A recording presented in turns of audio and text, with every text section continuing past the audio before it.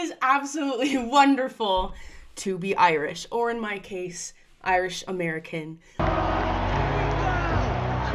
his name? I don't know. I am a dairy cow! Welcome back to Down the Rabbit Hole. I'm Mary Horlander, back from a little bit of an unplanned hiatus. Yes, you may celebrate. I am here. And we are, of course, talking about my great love of Ireland and the Irish people. Ireland, baby! And if you know me, you've probably known that this has been coming. It needed to happen. It's kind of crazy I haven't talked about Ireland already because I just love it so much. It was St. Patrick's Day this past week, and Donald Trump actually signed an executive order marking March 2025 as Irish American Heritage History Month. We, of course, have to celebrate with a little bit of Irish celebration of our own.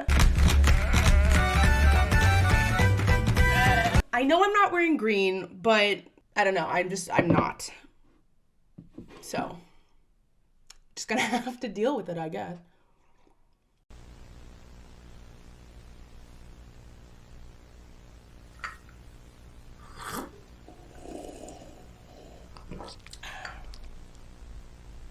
I thought to celebrate Ireland, it would be great to talk about 5 things I think that we can learn from the Irish people and their history. So grab a Guinness or your favorite Irish whiskey or some tea, and let's get to it. This isn't actually tea, it's just water. Essentially a criminal operation whose only real product is large-scale fraud.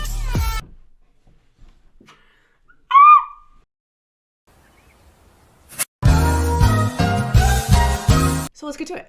I actually had the most amazing opportunity to travel to Ireland and Northern Ireland for 3 weeks while I was in university. And something that struck me a lot as I was learning about some of the history of Ireland was how much I thought that it kind of applied to America. Because we all have heard that old adage of history repeats itself. And I think it's a lot easier to put a situation of tension under a microscope when it's not directly affecting you and where you live. And so I remember thinking a lot about the troubles in relation to 2020. And of course, they are not the same, but there were lessons I think that could be taken from the way that the Irish people moved on and came to a peaceful resolution and have kept that peaceful resolution, and what America needs to be doing when we're so divided. Maybe we're not as divided as we used to be, I don't know, but I know that for a lot of my life, in fact, at least my whole adulthood, and before that, middle school maybe? Went through like an existential crisis. We've been talking about how utterly divided America is, and Ireland has dealt with that. And so I think there's a lot we can learn from them, and also because the Irish people are just genuinely amazing. So let's get into it. The first lesson that we can learn from the Irish people is to not be a victim of the past. I've heard it said by somebody that victimhood is the currency of our generation, and I think that's so true. We're constantly trying to be oppressed in some way or struggling in some way because we think that gives value to our lives. I have definitely fallen into this. You have to be of a certain gender or race or have a certain mental illness, something to make you oppressed by other people or circumstances. And for some reason, that's what we're equating with worth, which is quite frankly messed up. It's kind of messed up. I digress. We also talk a lot about historical events and how they impact flourishing today. And of course, there are a lot of debates about systemic racism, for example. We're not going to get into that. I'm not going to touch that beast. I know. The Irish people, I think, teach us that, yes, horrible things can happen to your ancestors, but you don't have to live in that. You don't have to be a victim of what your ancestors were victim to. One of the huge historical events that we can learn this from is the Great Famine, or as we more commonly refer to it as the potato famine. The potato famine was not actually a lack of potatoes or even a lack of food, in the sense that Ireland was producing a bunch of food, but England was taking it all. Because of the rule of England and the horrible practices that they were setting in place, the Irish people were just starving, literally. I mean, it's horrific. I don't want to give you nightmares, but it's horrific what was going on. But the Irish people don't sit around saying, oh, woe is us, like, we can't thrive because of the potato famine. They have moved on and they're flourishing now. They have even, from my perspective, pretty well amended the relationship with England. Yes, there's always going to be a bit of a rivalry there, but they are allies. They're not attacking each other. You know, they're fighting together in the world wars. They want peace. And I think that we can take a lot from Ireland in that scenario, because it would be really easy for any problem that Ireland had to go back and say, well, but the Irish potato famine, you know? And it really messed me up. As an Irish American myself, I actually don't know how Irish I am. I would cry if one day I found out that I'm not Irish. I would cry, because I feel the most connected to that heritage out of all of my heritages. And it's probably not my most prominent one, but I love it. Anyway, again, I digress. I keep digressing. We can also learn this from Irish immigrants to America. We all know that America has a less than savory past with certain groups of people. But this was not reserved solely for people who were not white. The Irish immigrants also faced severe discrimination. They faced discrimination in employment. They faced discrimination in housing. It was very, very bad for the Irish Americans. Irish immigrants were very hated for a while.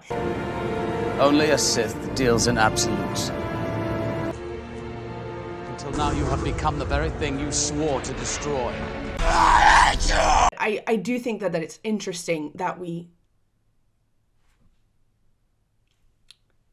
hop over that part of history. We don't want to talk about that, but it's true.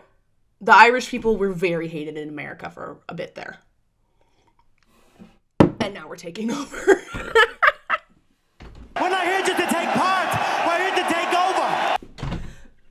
Oh, gosh. And while we should not be victims to our past, the Irish people also teach us to live in the here and now. Be present. Enjoy where you're at. Or, in a really great way to put this, stay a while and have some tea. Might you accept an invitation to tea? One of the things that sticks out most to me about my time in Ireland was when this film director actually came and spoke to a few of us students and teachers and whatnot. And you know that American thing where we stand around in the doorway, kind of like, oh, I'm gonna have to go. They don't take off the coat, but you end up talking for 45 minutes, but you're standing there the whole time like you're gonna leave any second.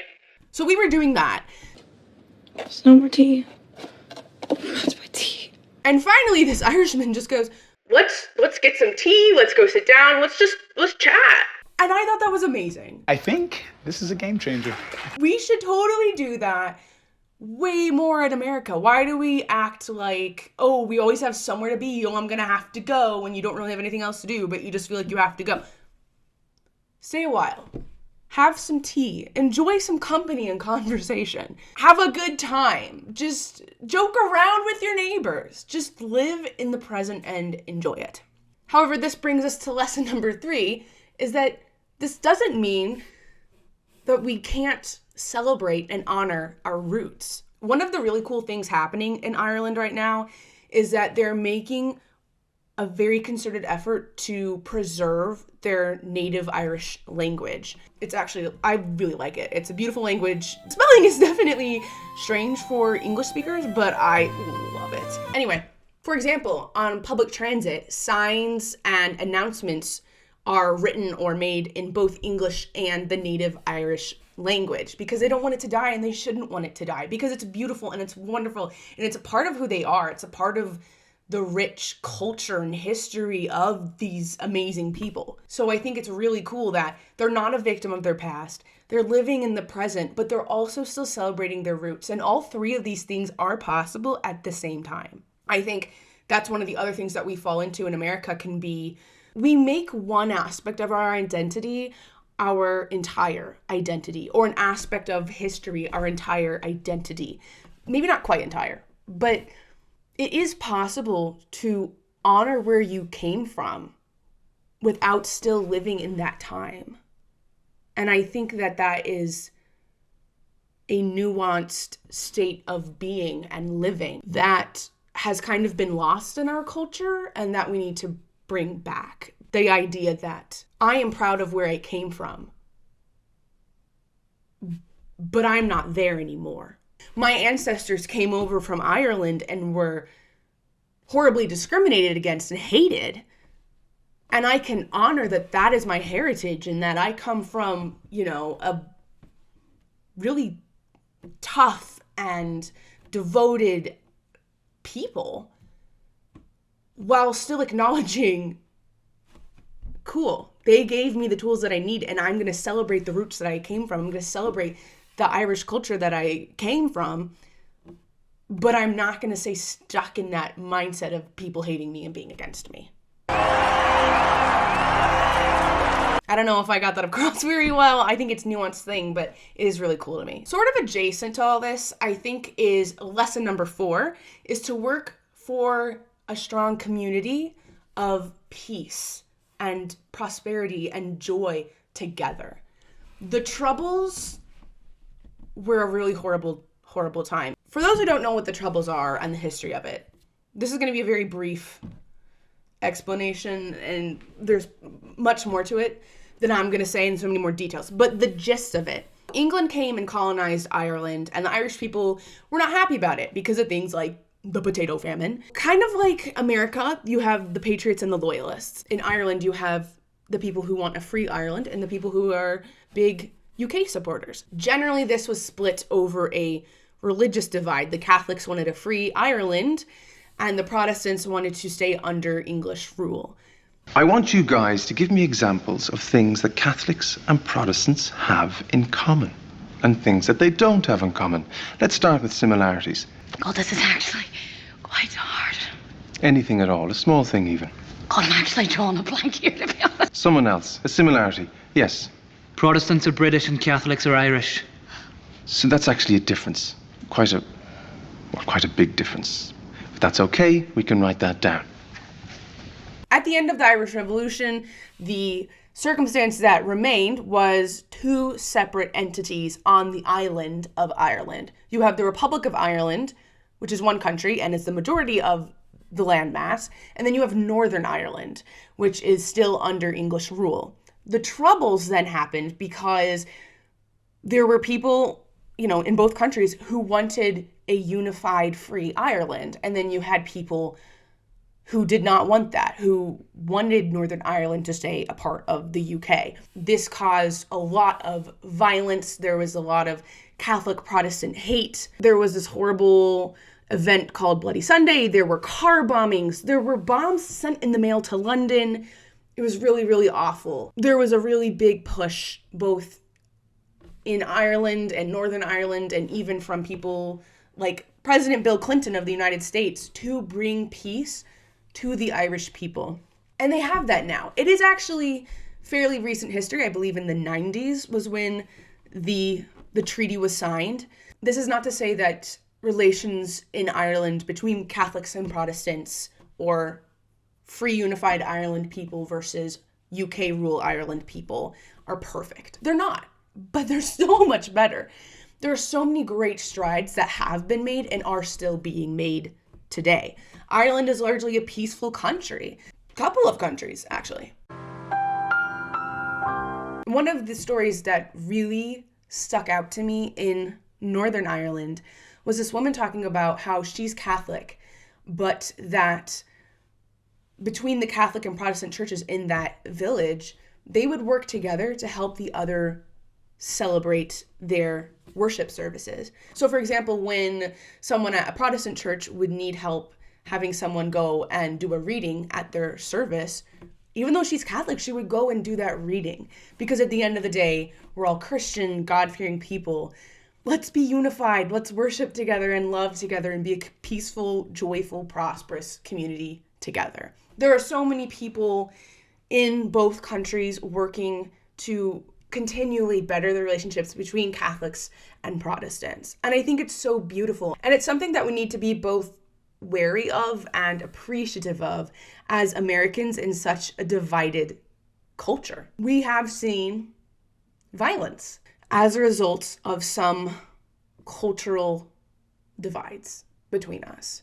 If we're not careful, it will continue and it will get worse. The Irish people have laid out a groundwork for us to study and emulate and bring peace to our country. Our communities are never going to agree on everything. That's not the point.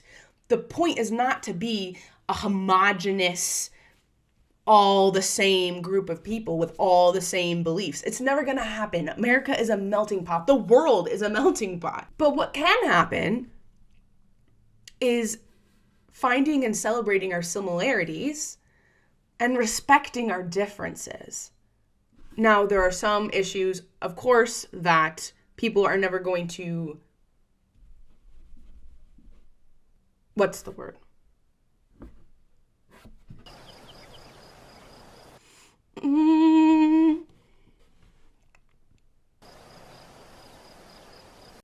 Got it. Compromise on. Nice. There are some things that people are not going to compromise on because it's an issue of morality. That's fine. The point is, though, we shouldn't let our differences define us in such a way that it leads to hate and violence. For the most part, people believe what they believe and do what they do because they want what's best for other people. We're going to disagree on what's best for other people and if a certain thing brings about what's best for other people. But at the end of the day, that's what generally we all want. So let's start there. That's a great idea.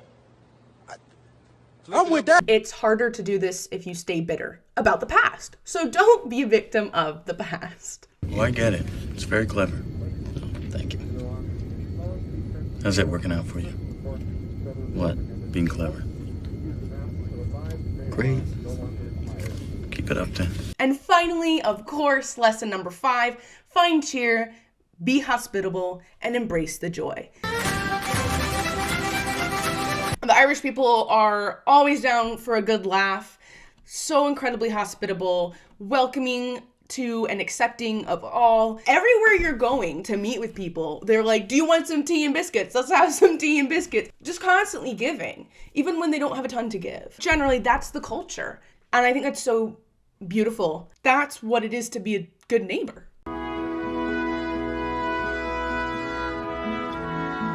So, don't be a victim to your past. Live in the present, but celebrate and honor your roots. Work to end divisions and bring peace and community, and embrace the joy in your present everyday life. So yeah, I love Ireland so much. Thank you so much for listening to me talk about it. Just amazing. I love it. Thanks, Ireland. Thank you so much for watching Down the Rabbit Hole. Follow along to see what we uncover next, and have a great day.